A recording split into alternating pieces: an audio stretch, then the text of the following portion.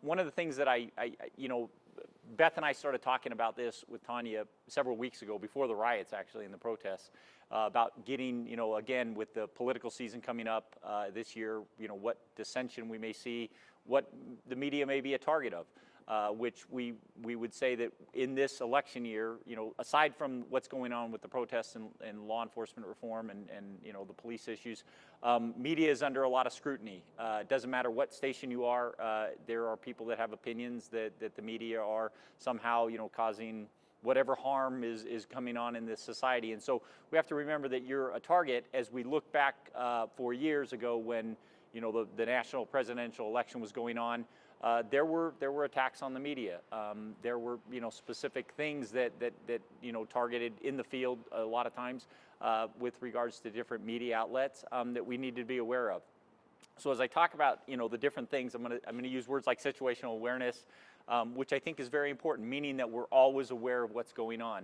You know, as I heard you talk about your suitcase getting stolen, you know, my briefcase with my laptop is in it. And I thought, well, maybe I'll leave it on the car or out on 300 West and, you know, and tinted windows and in the back seat.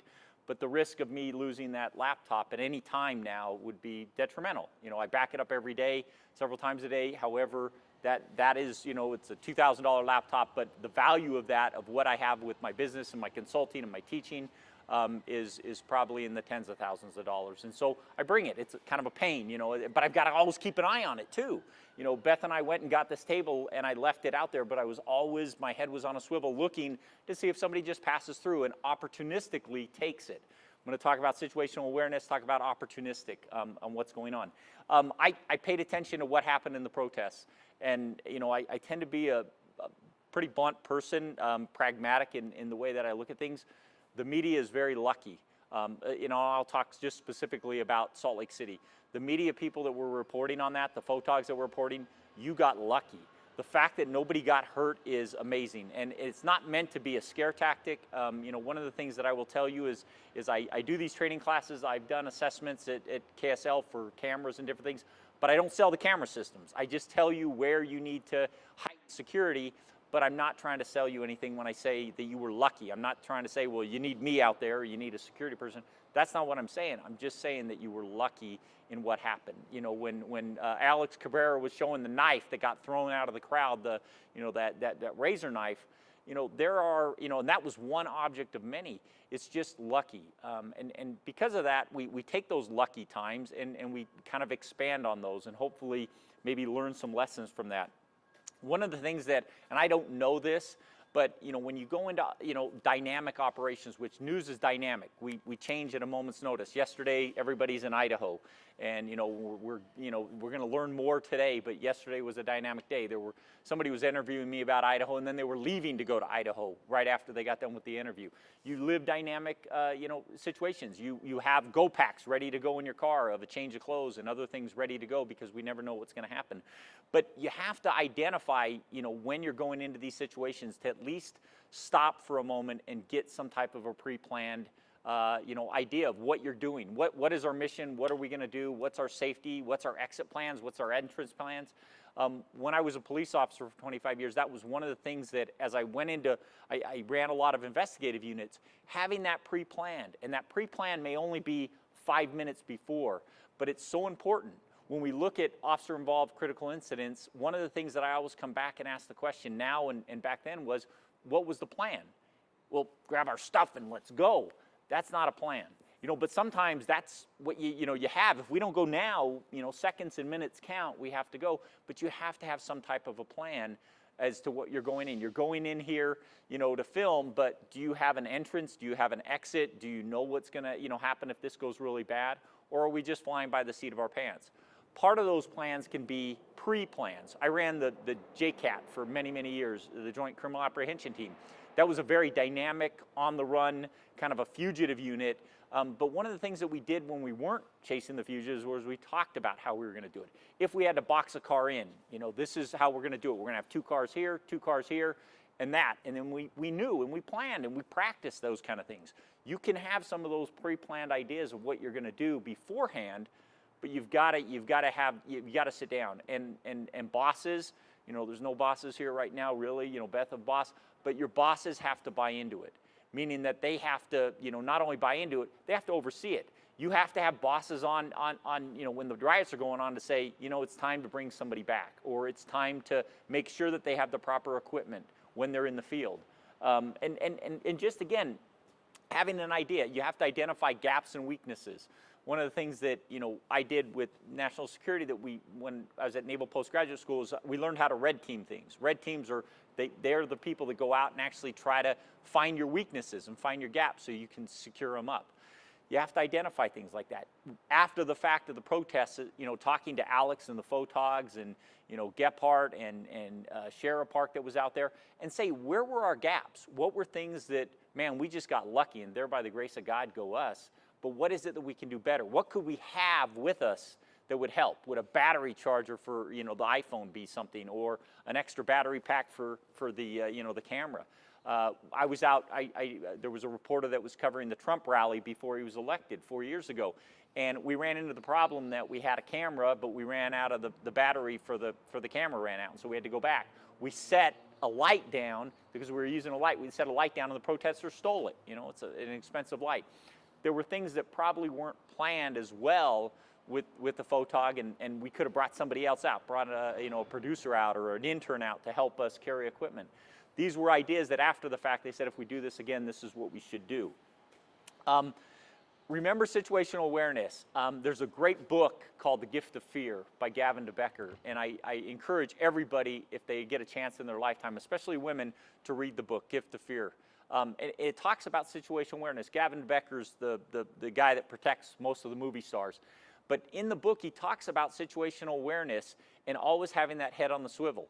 And kind of following that spidey sense, and I'll talk about that in just a second. But situational awareness is having an understanding of what's going on around us. As we look around, we are the only ones here. If I kind of step out and look down here, there's really nobody here. There's nobody up behind us. We're understanding where our doors are. We're kind of understanding where our exits are. If something bad was to happen right now, we know that we can go in through the cafeteria. We can go up the ramp. We can go we can go to the south. But having that situational awareness and understanding who's around you is critical. We spend so much of our time, and I'm not picking on anybody right now, but we spend so much of our time like this. We really do.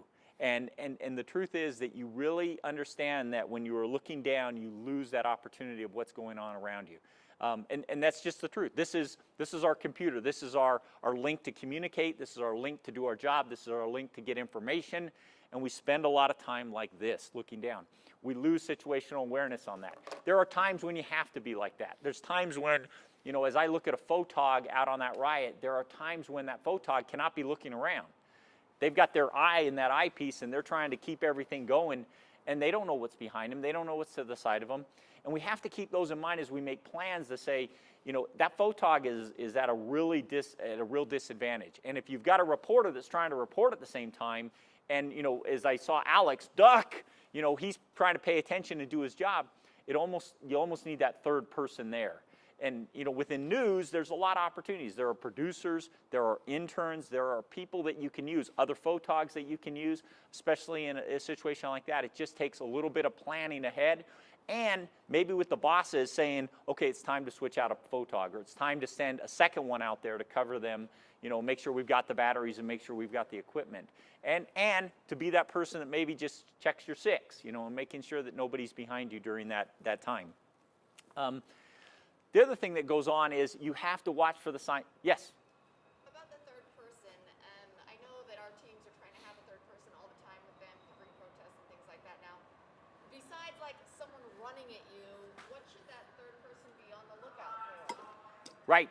So, and kind of goes into the next one is, as you look at what you're looking for changes. You're looking for high probabilities. It's kind of a risk assessment that's always going on, meaning that as you look at the dynamics of the crowd, and I'll skip down and talk a little bit about how the crowd, how you kind of interpret crowds. We all have within us kind of a sixth sense, and we don't always tap into it. Malcolm Gladwell wrote a book called Blink, and in Blink, he talks about this sixth spidey sense that we get. And what really is it? Is it God reaching down and going, hey, pay attention to this? Is it a force in the world?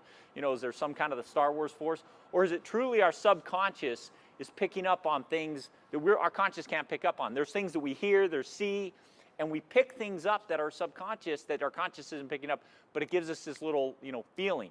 And and Gladwell talks about this, if you enhance that, if you learn how to really grab that subconscious stuff and go, I just noticed something, I didn't know what it was, but now I kind of consciously bring it up. When I was a police officer, I loved stolen cars, and I could spot stolen cars all the time. And everybody was like, how do you do that? And I'm like, I don't know, just like God touches me, I guess, I don't know. And that was kind of sort of a joke at the time, but not really. I wasn't sure how I did it.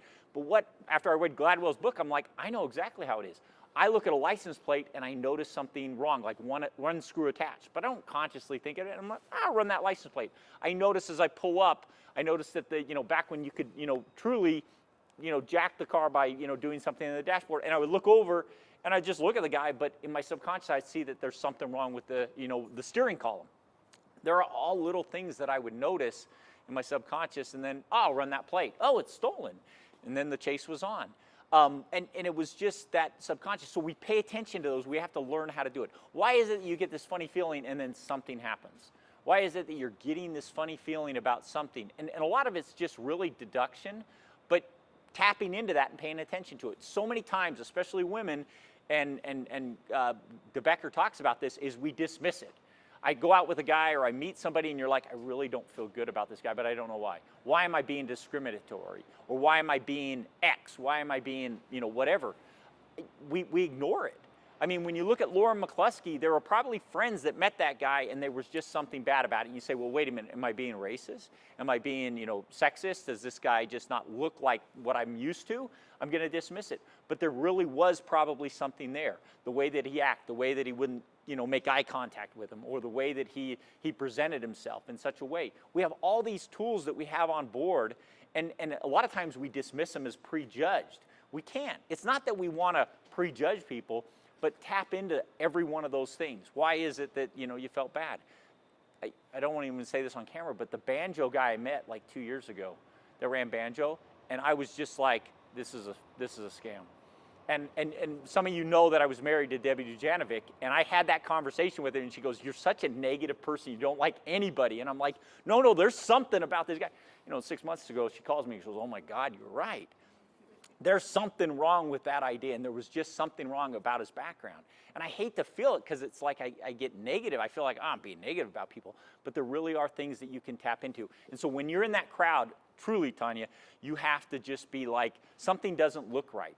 Did the crowd, did something change? Laura Logan, when she was over in Egypt covering that thing that she got attacked on, the crowd dynamics changed. When you listen to her tell that story, the crowd dynamics changed, and they noticed it. Those are times when you have to practice your exit policy. And it's tough because in your business, what are we looking for? We're looking for the money shot. I'm going to wait 10 more seconds because I'm going to get the money shot. And we don't understand that we just have to retreat. The FBI built a records management system in 2005. And they were building this great records management system that would merge their criminal and their national security secrets. And they built it. $20 million in, they do a check mark, a benchmark. How we doing? Yeah, I don't think this is going to work. Now we'll keep trying it. $30 million. This may not merge the way that we want it to. They got to $50 million, finished it, implemented it, trashed it a month later and started over. And somebody said, why didn't we do that at $20 million? This is one of those things that you get those feelings, you got to take the exit. And you got to implement it. And bosses have to be able to say, something's changing. Yes, we need to move. The Challenger disaster, when we had our NASA disasters, one of the things that was interesting was there were people at NASA when the second shuttle disaster happened that knew that there was a problem, but they were too afraid to approach the bosses because the bosses would crush them. Bosses, you have to be open to say, we need to exit, and and maybe give up the money shot and follow what that is. But Tanya, you got to follow. You got to watch the crowd, and that's one of those things about situational awareness. Is the crowd turning on you? Are you seeing all of a sudden people looking at you? Are you seeing people that the dynamics are changing? Those are important elements to pay attention to. And you've got to use all those senses and not dismiss things.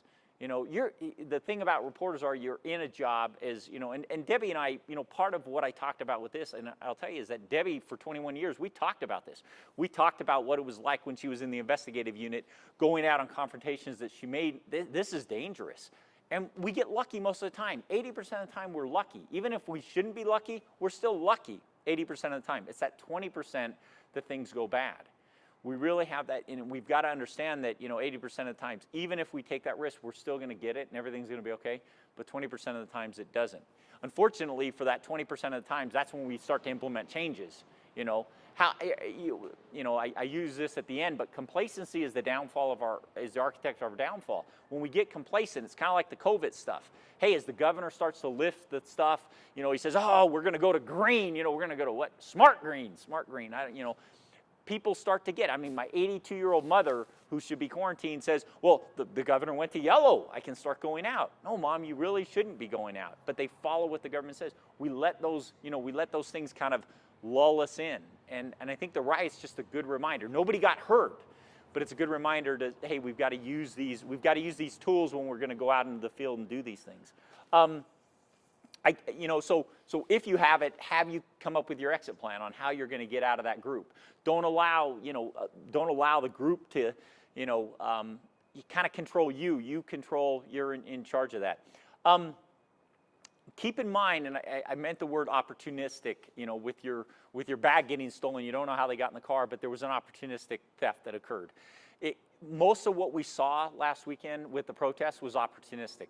It was opportunistic. As you watch the dynamics of the crowd, and I said this, I don't know who I was talking to at about noon during the protest, I made the comment, that crowd is, you know, getting empowered. And that crowd, the more they empowered themselves, the more people came out, the more they empowered themselves, the less the law enforcement did. There's a book called Official Negligence by a guy named Lou Cannon who actually looks at the LA riots. And it's a big, I mean, it talks about, you know, the racial issue with blacks in LAPD, the Korean community in LAPD, well, not LAPD, but the black community. But it also talks about the fact that LAPD backed down and this flashpoint. And I saw that in the crowd. I saw when you did something and you expected the cops to come, I'm going to break this window and now I'm going to look. And the cops never came. And what you do is you're empowered. We'll break another window and look. And then we'll break another window. And then we're going to get a number. And it was interesting, if you watch the crowd dynamics, the minute that the cops would take a step forward, they'd all run. Because 80% of the crowd are law-abiding citizens. And they don't want to get arrested because Mom will be bad. Mom will be mad and I may not get my tuition for college. That's literally what's going on in the minds. You've got 20% that are really hard fast. But if you could watch that, you know, dynamics, but the cops stayed static. They didn't. They either didn't engage, or when they did, they stopped. And they allowed the crowd to empower themselves. Pay attention to that. Those are things that you're going to pay attention to as you're going in. But most of those people are opportunistic. They're opportunistic in their attack on you. They're going to be opportunistic if something bad is going to happen most of the time. Most of that is not pre-planned. It's opportunistic. You've got your head down. You put yourself in a bad position. You're not watching the signs of what's going on in the crowd. And now something bad happens. Opportunistic. So we're going to take that away. Pre-plan. I'm going to talk about plan. I keep saying that. You cannot go into the field unprepared. And this goes to bosses. You can't go in with flip-flops and open-toed shoes. You have to, it was interesting you said you had in your car, you had, you know, extra stuff to wear. You have to have the type of equipment that if you're going to go into this, you've got to go in with closed-toed shoes, maybe not shorts, you know, maybe long pants, you know, long-sleeve shirt, you know, making sure that you have the right stuff when you go in there. And if somebody doesn't have it, you've got to pull them out and get them the right equipment and put them back in. Or put somebody else into that. And that's tough. You know, that would be tough to grab, you know, somebody like Matt Gephardt who I don't know what he was wearing, but if he was wearing flip-flops and pull him out because he's right there getting good stuff, it's tough, but you have to. Because if you got to running in those shoes is not going to be pleasant. And you're probably not, you know, and again, it goes to being prepared. You're going to get hurt. And that shouldn't happen. You shouldn't put yourself in that position. If you notice, a lot of the protesters, especially the organized protesters, they all wear, does anybody see, besides the mask, what do most protesters wear? Anybody? What? No. Backpacks. backpacks, and when you look at, especially, when you look at, making sure that you're prepared, that backpack is, it's got all their supplies in it. It may not be legal supplies, but they have all the supplies. The same thing should be with you. You should be wearing backpacks, whether it's the reporter or the producer or the third person or the cameraman. Have things that you're going to need. You may need a mask. You may need glasses and eye coverings. You may need, a set of gloves. You may need, another jacket or something to put over yourself. Extra chargers for your phones, making sure that you've got those. A flashlight. Again, we go out and there's, it's daylight, but pretty soon it's dark and you're still out there. Have all those things that that are important, and you can do that. You could have just a little. It doesn't even have to be a backpack. It could be a little fanny pack or something that you put in all the trucks that has a a nice lithium battery LED flashlight. That if you need the flashlight, and it'll come in handy on a lot of different respects. Water. Energy supplies, things like that, and especially with everybody in their their gluten protein only, vegan, whatever, you've got to, if that's the type of, diet you have, you may have to build your own pack that you've got, and make sure you've got those things that are going to help you sustain yourself through the, through those situations. Chris, can I ask you a question Yes. about that point about watching for the crowd to change and talking about the crowd becoming empowered and the dynamic changing?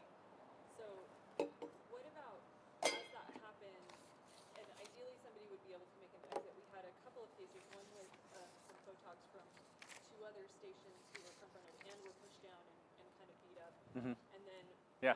one of our people who was out in the field helping the person doing news, kind of being the eyes where somebody came up behind him, and I don't think this is something he could have diffused, but where somebody's more decided to confront you as a member of the media, and maybe you have this plan for later, but just that point of de-escalation or response where like it's in the moment and you can't just turn around and run away from him. Right. Maybe anchored because of your equipment or whatever you're doing. Right. So if you can just address a little bit de-escalating. Also, I'm taking notes on my phone. I'm not just texting, but but that idea of people kind of making comments or sometimes coming and getting in someone's face, and what's an effective response or options for response. Right. To piggyback on that, like as a female, honestly, my biggest fear is that someone's going to come up behind me and grab me, Right. or someone's going to put me in a chokehold or attack me or something.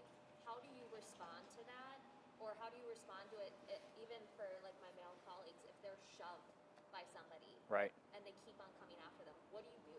So and those are. And I'm going to say this. What you're asking, there's 2 separate questions. One is, and I'll come back to yours. One is there's got to be a station policy and some direction where you get from stations, because one of the things that you're talking about is a physical attack and how you respond, or a threat of a potential attack and how you respond. I remember 25 years ago, there were photogs in this in this market that if you shoved them, I swear it was like the fight was on. These photogs would not take. They were tough guys. Kurt Smith, who is I think married to. Yep, Kurt was not one that, Kurt was a nice guy, but Kurt would also knock you down. And in that whole, Gorgeous, there's another guy that works at Channel 4, Channel 2. I always called him Gorgeous because he looked like he was right off the beach, but he was another one. They just didn't. But you've got to get, so I'm going to come back to that, just kind of a station kind of policy. But looking for, one of the things that I will say is, and I'll go back to Becker. Becker, when he talks about protecting movie stars, he doesn't talk about having like 3 big guys around you with guns on.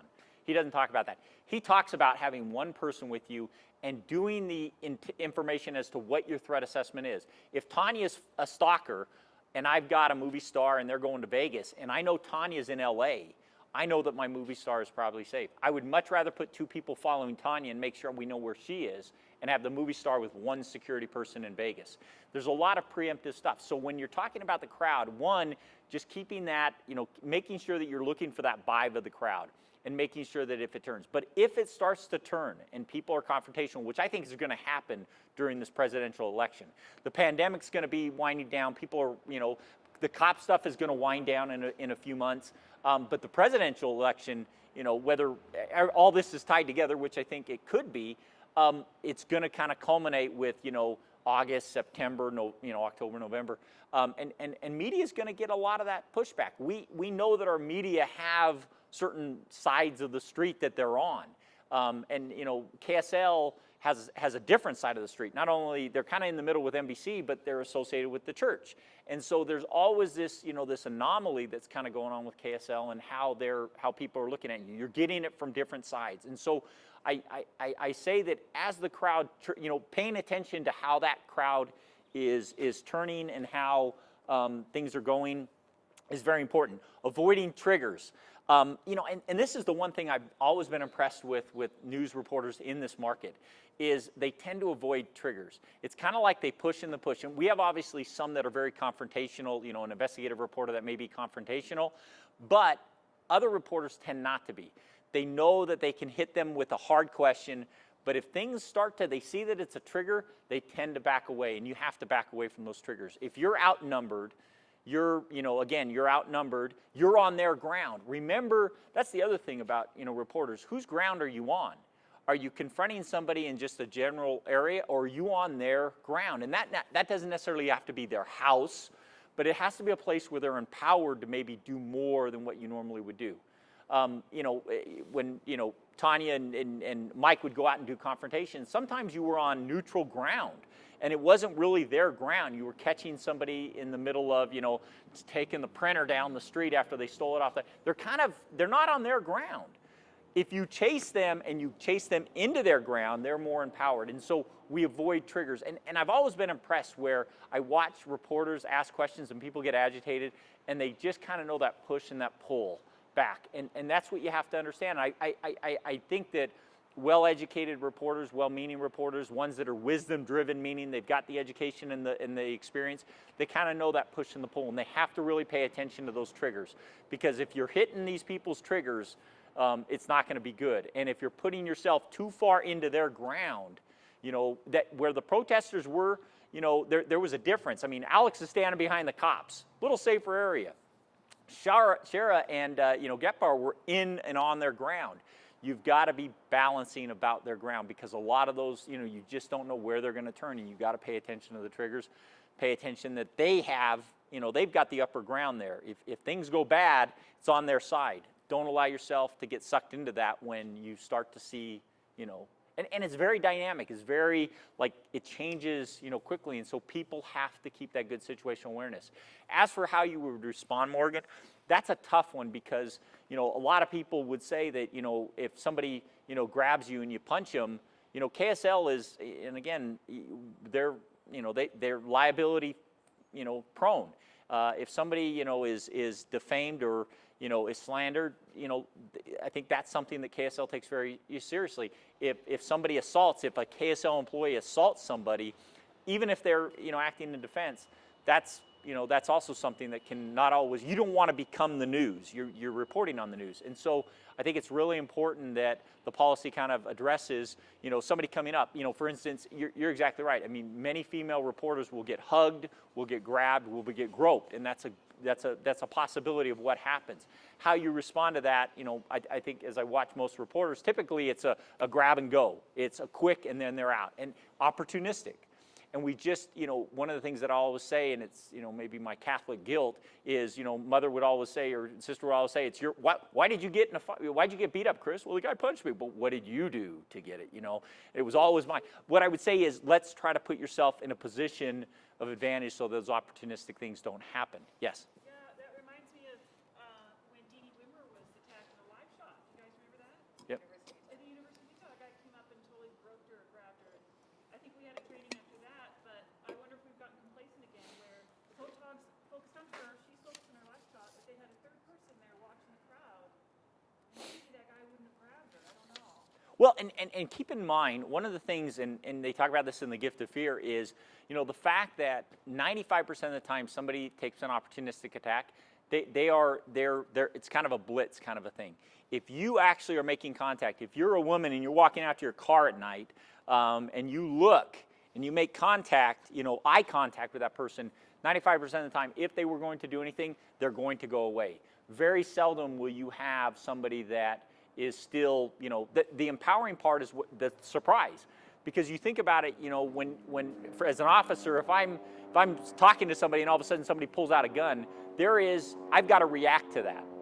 And they are acting. They know what they're going to do. I have to react. It's going to take me anywhere from half a second to 1.5 seconds to just realize, oh my God, what's going on, and then to start my practice of maybe getting my gun out or trying to grab onto that, you know, that. The bad guys know that, and they know that they want that second and a half. If that's for a trained person. An untrained person, they go into a meltdown for 15 seconds, and they can't do anything. We know that with serial rapists and serial killers, that is what they're taking advantage of. So we don't allow, like with Deanie, you don't allow somebody. You have somebody keeping an eye out. As the drunk guy starts to come up to Deanie, you know, somebody makes eye contact with him. You know, hey, a lot of times they'll just, that's enough.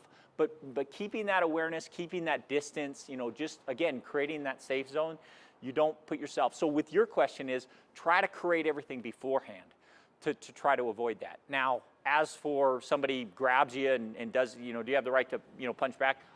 Absolutely, I'm one for defense, but I would also go back to KSL to say, listen, you probably need to say what it is, because, you know, if a photog punches them and then they get fired and they're like, but, you know, there's got to be clear rules and guidelines. I would say for the most part, de-escalation is what you want to do, but there is a moment where de-escalation empowers people. And so it's you know, if you abandon all your equipment, they're going to take your equipment. If you pick it up and take the time and, you know, and just kind of stay like it's, you know, hey, come on guys, we're walking out of here. Believe it or not, about 80-90% of the time, they will not bother you. Because again, most of these people are opportunistic, meaning that if they think you're weak, they'll continue to attack. If they think they're going to get bloodied, you know, somebody's going to smack them, they will back off for the moment. That's not empowering. Nobody wants to get hurt. Just keep in mind that most of the stuff, I mean, you've got a camera going. You want to watch people. Right, you've got a camera going. What's always been, I think, from the perspective of media is there's always somebody recording. Back when we weren't carrying personal recorders in our hands, you know, you guys always had it, and that will deter most behaviors. Now, the hit and run, you know, the grab and go, that kind of stuff, that still possibly can happen. And so what you can do is put yourself in a position that you lessen the probability that happening. You know, I also, you know, as I come kind of to the end of this, you know, I talk about, you know, moving, stepping back, reassessing. It doesn't mean that you necessarily have to completely disengage and leave. You know, sometimes stepping back from a situation that you think is getting bad, reevaluating, and then going back in is the appropriate, you know, measures that you want to do. I mean, we did that all the time when, you know, we had for instance, a search warrant that may not have gone the way that we wanted to do it.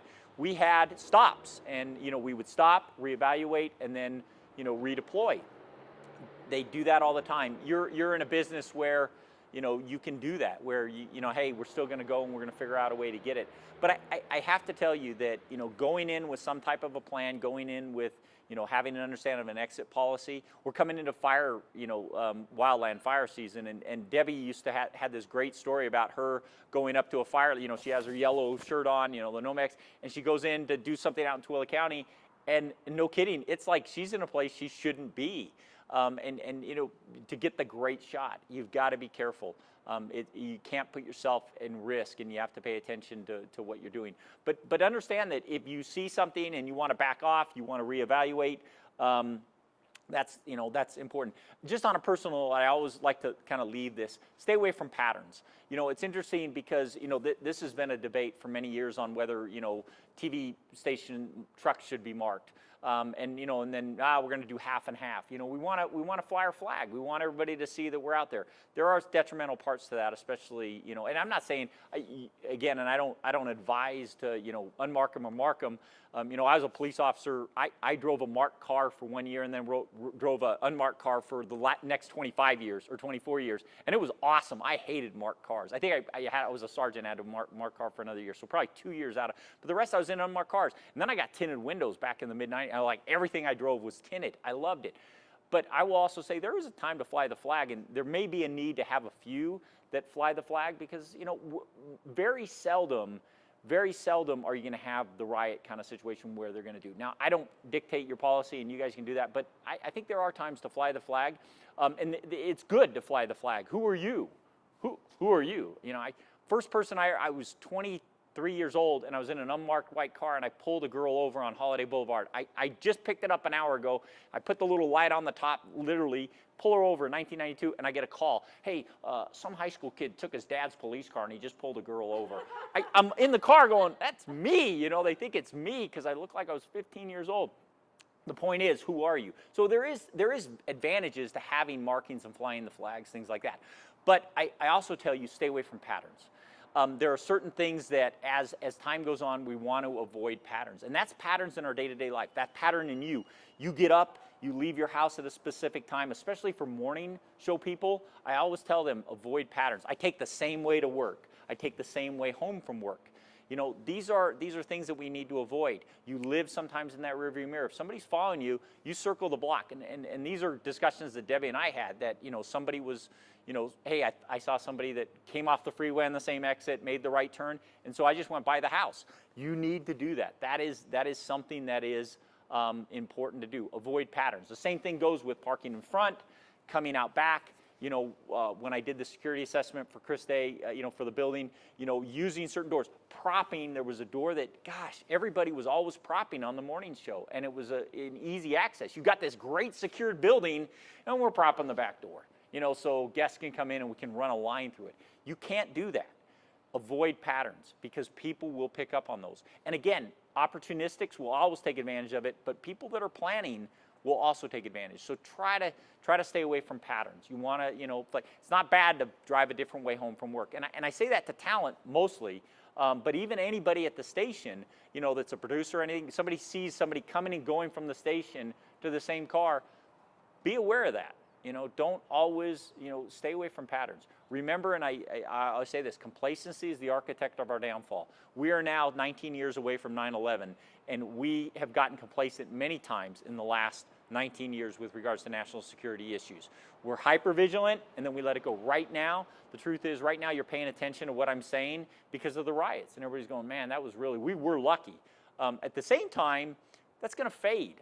You know, they'll fade. You know, the bosses will come up with something else. We'll have another crisis. You know, we'll go through talent, and other people will join us, and you know, and we're going to get complacent. And we just have to remind ourselves. And you know, I like to say bosses. I don't know if people like that, but bosses. You know, the bosses kind of dictate that ongoing training, the ongoing discussions, the plans, the willingness to, you know, make sometimes tough decisions on those dynamic things.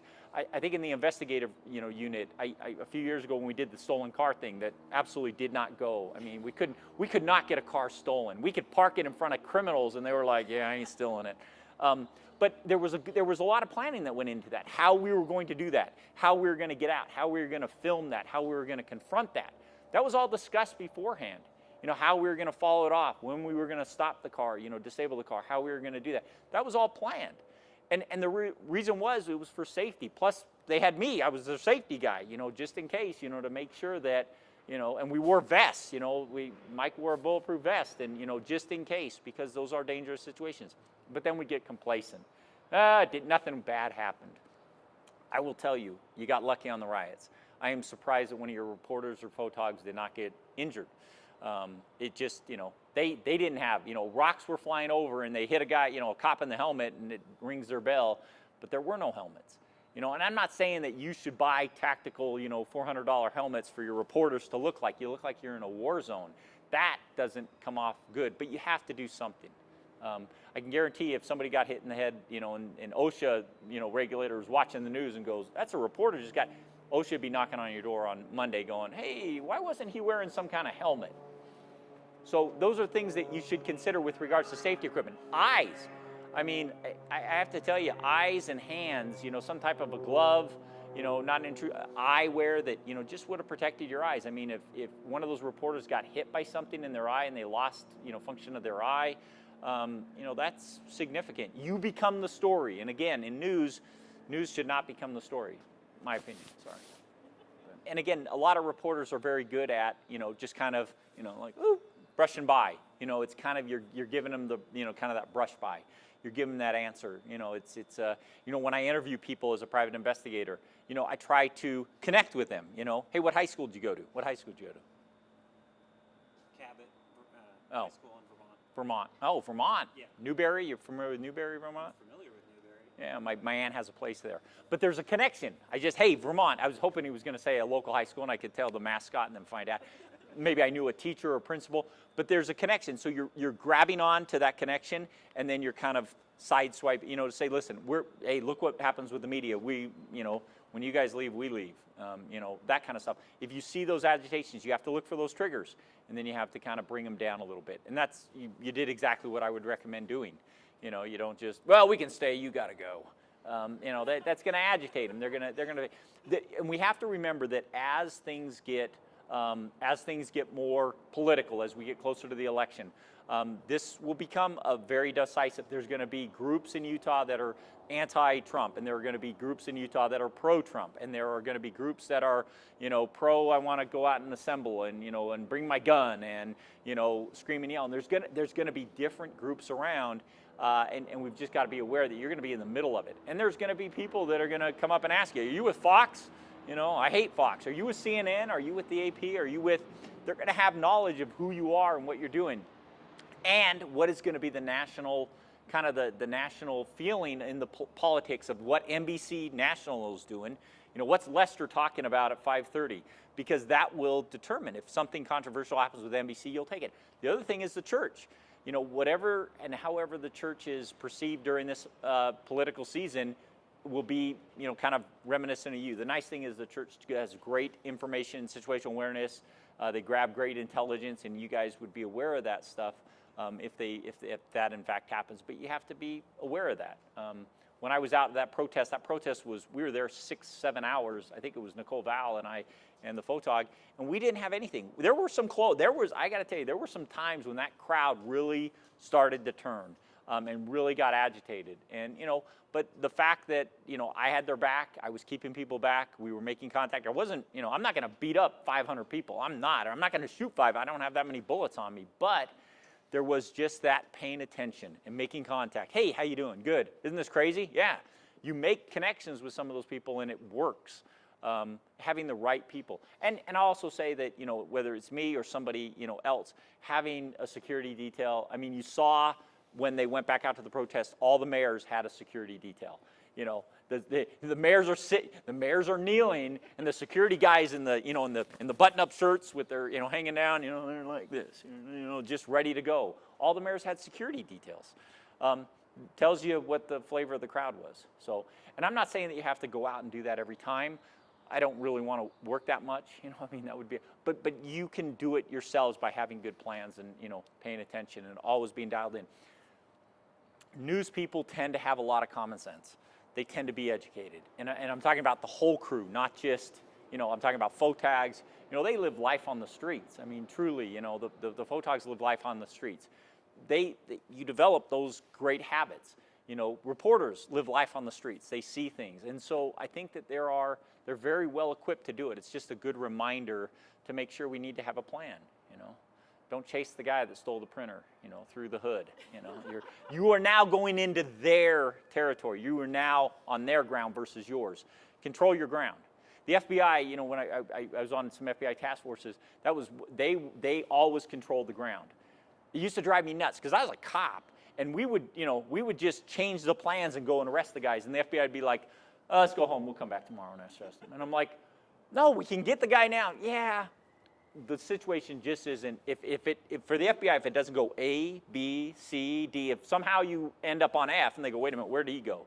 Let's go home and let's plan. Because that's why you see very few, law enforcement, FBI shootings, because everything is well planned, well orchestrated, and if things go awry, they just pull out. They put everything on their side so that the bad guys really don't have a chance.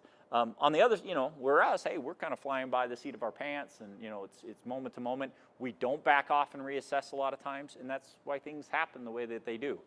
I like that pre-planning. I like that, putting everything on your side, but it's not always possible. So we got to fly by the seat of our pants sometimes.